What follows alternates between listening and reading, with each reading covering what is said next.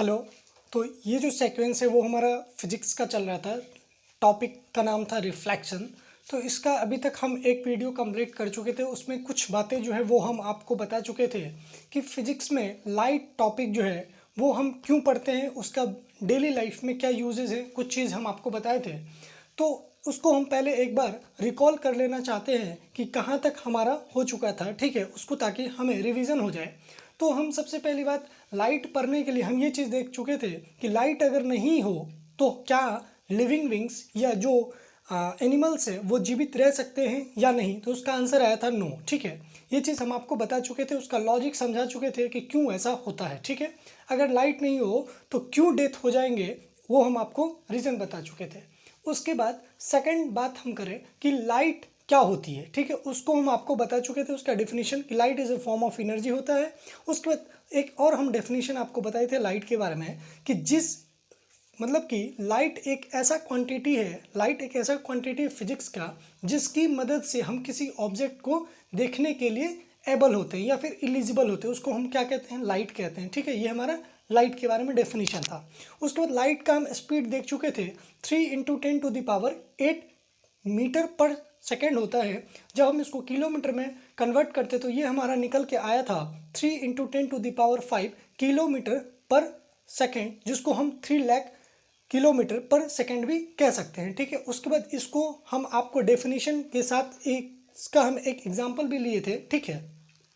तो आपको हम एक एग्जांपल बहुत अच्छा लेकर के समझाए थे कि लाइट का स्पीड बहुत ही ज़्यादा होता है, ठीक है। लाइट का स्पीड बहुत ज़्यादा होता है। इसीलिए क्या होता है कि जब आप देखते होंगे कि जब बादल लगी होती है और आसमान से जब बिजली तड़कती है, बिजली आपको पहले दिखाई देती है एज़ कम्पेयर टू बिजली गरजने से। मतलब बिजली गरजने की आवाज़ आपके कानों तक जो आती है उससे पहले आपको उसका थंडर स्टॉर्म जो होता है, जो लाइटनिंग होती है, वो आपको पहले दिखाई देता है, क्योंकि लाइट का जो स्पीड है वो साउंड के स्पीड के कंपेयर में बहुत ज़्यादा होती है। इसीलिए हम ये प्रोसेस को पहले ऑब्जर्व करते हैं, ठीक है। तो ये एग्जांपल से लाइट के स्पीड की वजह से, ठीक है। तो आपसे बहुत सारे लोग ऐसे हो सकते हैं कि पूछ सकते हैं कि जब आसमान में बादल लगी होती है तो ये बताइए कि पहले बादल गरजने की आवाज़ सुनाई देती है या फिर बिजली चमकने की। तो आपका आंसर क्या होना चाहिए, बिजली चमकने की। क्यों? क्योंकि लाइट का जो स्पीड बहुत ज़्यादा होता है एज़ कम्पेयर टू साउंड के स्पीड से, इसीलिए बिजली चमकने की जो प्रोसेस है वो हमें जल्दी दिखाई देती है, ठीक है। उसके बाद हम आपको थोड़ा बहुत जो इंट्रो है वो आपको दिखाए थे कि ऑब्जेक्ट क्या होता है, इमेज क्या होता है, सरफेस कितने टाइप के होते हैं, ये सब छोटी छोटी बातें जो है वो हम कर चुके थे, ठीक है। तो आज का जो ये वीडियो है वो बहुत इंपॉर्टेंट वीडियो, इसको आप बहुत ध्यान से देखिएगा, ठीक है।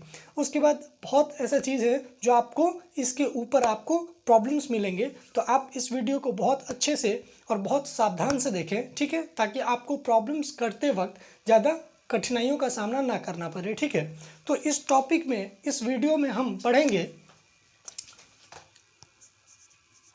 Law of reflection of light.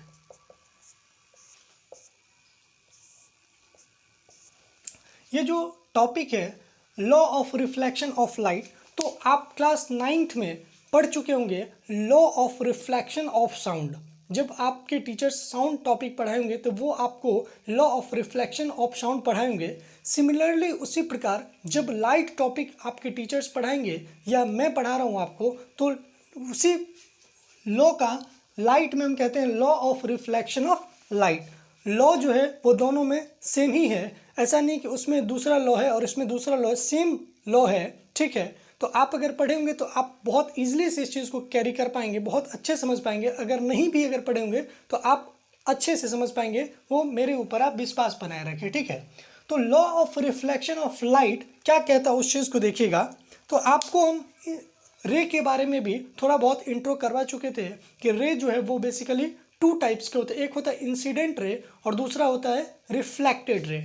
Incident ray क्या होता था उस चीज़ को हम आपको बता चुके थे। इंसिडेंट रे क्या है, किसी भी ऑब्जेक्ट पे जो सन के द्वारा, या जैसे हम मान के चलिए अभी यहाँ खड़े हैं और हमारे रूम में ट्यूबलाइट जल रहा है, तो ट्यूबलाइट के ऊपर से जो हमारे बॉडी पे लाइट आ रहा है उसको हम क्या कहते हैं, इंसिडेंट रे। और हमारा बॉडी एक ऑब्जेक्ट है, तो हमारा बॉडी जो लाइट इमिट करता है हमारे बॉडी से, वो जो लाइट आया उसको रिफ्लेक्ट करता है। इसी की वजह से हमको कोई दूसरा व्यक्ति अगर हमारे रूम में है तो वो देख पाते हैं, ठीक है।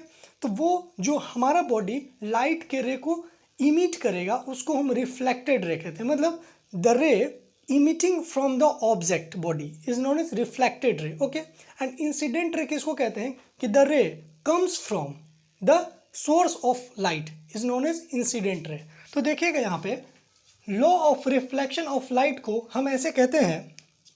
और ये भी चीज़ आपको बता चुके थे मिरर के बारे में कि हम प्लेन मिरर को जनरली ऐसे रिप्रेजेंट करते हैं, एक स्ट्रेट लाइन और उसके पीछे ये डॉटेड डॉटेड ड्रॉन करते हैं। ये क्या चीज़ रिप्रेजेंट करता है कि ये पॉलिश्ड सरफेस है, ठीक है। तो क्या होता है कि देखिएगा ये प्लेन मिरर पे जब कोई लाइट फॉल करती है, ठीक है, तो उसका हम क्या कहते हैं, इंसिडेंट रे, ठीक है। जब इस मिरर पे लाइट फॉल करेगी तो वो मिरर इसको रिफ्लेक्ट करेगा, ठीक है। इसको क्या कहते हैं, रिफ्लेक्टेड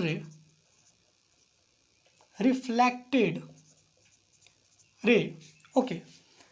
अब क्या है इंपॉर्टेंट चीज सुनिएगा, जो incident ray and reflected ray जिस पॉइंट से ओरिजिनेट होता है उसको हम कहते हैं पॉइंट ऑफ कांटेक्ट।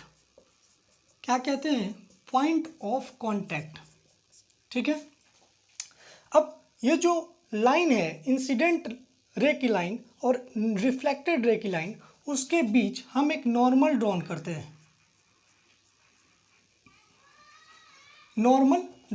हैं, तो law of reflection of light कहता है कि इंसिडेंट रे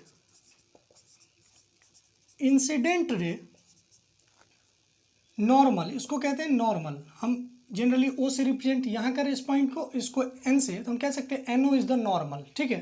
तो incident ray normal, reflected ray and point of contact all are lies in the same plane। ये चीज़ को आप समझने का कोशिश कीजिएगा। ये statement law of reflection of light क्या कहता है कि incident ray, normal and the reflected ray and the point of contact all lies in the same plane. इसका क्या मतलब है, जैसे इस चीज़ को आप ऐसे समझने का कोशिश कीजिएगा। जैसे मान के चलिए कि ये हमारा हाथ है, तो हाथ पे अगर इंसिडेंट रे फॉल कर रहा है, ठीक है, ये हमारा हाथ पे, तो हाथ हमारा क्या है, एज ए प्लेन, ठीक है। तो अगर इंसिडेंट रे हमारे हाथों पे अगर पड़ती है तो पॉइंट ऑफ कांटेक्ट जो वो हमारे हाथों पे ही होगी, ठीक है। उसके बाद जो रे रिफ्लेक्ट करेगी इस हाथ से वो इसी हाथ से निकलेगी, ठीक है। और जो नॉर्मल होगा वो हमारा उसी हथेली पे ही परपेंडिकुलर होगा, मतलब एक प्लेन में होना चाहिए, ठीक है। मतलब एक ही प्लेन में होगा। ऐसा नहीं है कि मान के चलिए ये हमारा एक पेपर है और ये हमारा हाथ है, तो इंसिडेंट रे हमारे हथेली पे आएगी और रिफ्लेक्टेड रे हमारी इस पेज से निकलेगी, ऐसा नहीं। मतलब क्या है कि incident ray, reflected ray and the normal and point of contact will be lies in the same plane. अगर हम इस प्लेन की बात करें, ये पेपर की, तो इंसिडेंट रे जो इस पे फॉल करेगी इसी प्लेन पे, ये पेपर अगर हम प्लेन कंसिडर करते तो इस पेपर में जो प्लेन है, जो पेपर को हम प्लेन कंसिडर कर रहे हैं, तो इसी में पॉइंट ऑफ कॉन्टैक्ट लाइज करेगी एंड नॉर्मल लाइन लाइज करेगी एंड रिफ्लेक्टेड रे जो है वो इसी प्लेन में लाइज करेगी। तो कहने का मतलब ये वैसे थ्योरेटिकल चीज़ है, ये आपको बस पूछने के लिए हो सकता है कि कोई आपसे पूछ सकता है। आपको इसमें प्रॉब्लम्स जो है वो न्यूमेरिकल नहीं आते हैं, ये आपको समझना है कि प्लेन का मतलब क्या है, ठीक है। उसके बाद सेकेंड चीज़ जो है वो इम्पॉर्टेंट चीज़ है इसका, जो आपको न्यूमेरिकल सॉल्व करते वक्त आपको काम आएगा। देखिएगा इंसिडेंट रे, ठीक है, इंसिडेंट रे एंड नॉर्मल, ये जो नॉर्मल है, इस दोनों के बीच जो एंगल फॉर्मेशन होता है उसको हम आई से रिप्रेजेंट करते हैं और इसको कहते हैं इंसिडेंस एंगल। क्या कहते हैं? Incidence, incidence angle. इसी का दूसरा नाम है एंगल ऑफ इंसिडेंस। अगर आप चाहें तो और करके यहाँ लिख सकते हैं एंगल ऑफ इंसिडेंस, ठीक है। उसी प्रकार रिफ्लेक्टेड रे, उसी प्रकार रिफ्लेक्टेड रे एंड नॉर्मल के बीच जो एंगल है उसको हम कहते हैं रिफ्लेक्टेड एंगल, रिफ्लेक्टेड एंगल, जिसको हम रिप्रेजेंट करते हैं आर से, ठीक है, इसको रिप्रेजेंट करते हैं आई से। तो रिफ्लेक्टेड एंगल का दूसरा नाम एंगल ऑफ रिफ्लेक्शन भी होता है। चीज़ें, इस चीज़ को आप याद कर लें। उसके बाद जो incident ray and the mirror के बीच जो एंगल होता है उसको हम कह सकते हैं कि कॉन्टैक्ट एंगल। इसको क्या कहते हैं? कॉन्टैक्ट एंगल, ठीक है। क्यों कॉन्टैक्ट एंगल कहते हैं? क्योंकि ये लाइन और ये मिरर के बीच में कॉन्टैक्ट है, इसलिए इसको हम क्या बोलेंगे? Contact angle. Contact angle between incident ray to mirror, ठीक है। ये चीज़ आपको इसलिए बता दी क्योंकि किसके बीच कॉन्टैक्ट एंगल? तो that is the incident ray and the mirror के बीच जो एंगल है उसको हम लोग बोलते हैं कॉन्टैक्ट एंगल। सिमिलरली ये जो एंगल होगा उसको हम क्या चीज़ बोलेंगे? कॉन्टैक्ट एंगल ही, कॉन्टैक्ट एंगल। लेकिन ये किसके बीच का एंगल है? रिफ्लेक्टेड रे एंड मिरर के बीच में, ठीक है। तो उस चीज़ को फिर आप लिख सकते हैं। तो सेकेंड रूल जो है वो इम्पॉर्टेंट है, ये इसका सेकेंड स्टेटमेंट इम्पॉर्टेंट है। Law of reflection of light का सेकेंड लॉ कहता है कि किसी भी मिरर पे जब इंसिडेंट रे फॉल करता है और उस मिरर से जब रिफ्लेक्टेड रे बाहर आती है तो उस दौरान एंगल ऑफ इंसिडेंस जो है वो एंगल ऑफ रिफ्लेक्शन के बराबर होता है। मतलब ये एंगल और ये एंगल जो है वो इक्वल होता है। अगर ये x है तो ये भी x होगा, ठीक है। ये 30 है तो ये भी क्या होगा? 30 होगा। तो हम कह सकते हैं कि simply angle of incidence is equal to angle of reflection, ठीक है। तो ये हमारे लिटरेचर में, इसको मैथमेटिकली अगर लिखे तो क्या लिख सकते हैं? Angle of I equal to angle of are.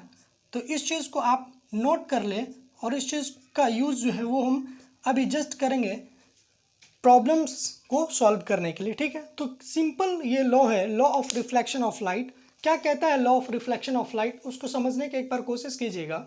इसका फर्स्ट पॉइंट क्या कहता है? Incident ray, normal, reflected ray and point of contact all lies in the same plane. इस प्लेन का मतलब आपको अभी हम जस्ट बता चुके कि प्लेन क्या चीज़ होता है, ठीक है। और सेकंड इसका स्टेटमेंट है कि angle of incidence is equal to angle of reflection. ये हमारा स्टेटमेंट है। इसको मैथमेटिकली हम कैसे लिखते हैं? Angle of I is equal to angle of R, ठीक है। उसके बाद ये हमारा दो लॉ लिखने के बाद आप एक पॉइंट बना के लिख दीजिएगा यहाँ पे, नोट डाल के, अगर आप पढ़ रहे होंगे तो।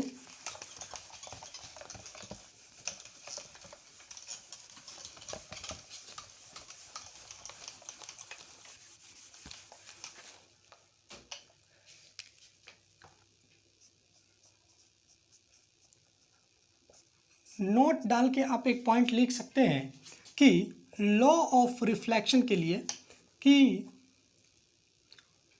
ऑल मिरर्स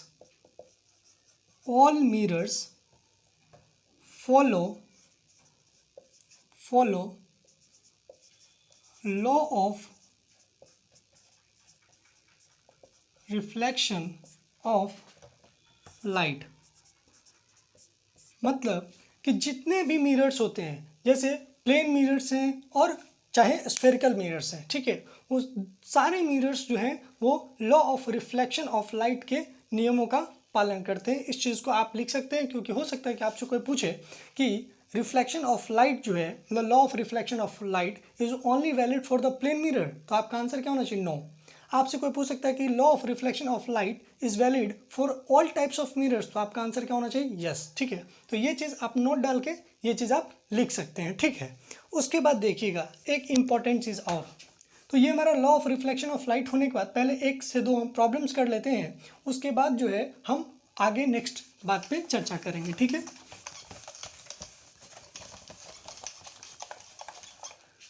जैसे अगर हम एक प्रॉब्लम्स ले, छोटा सा प्रॉब्लम्स,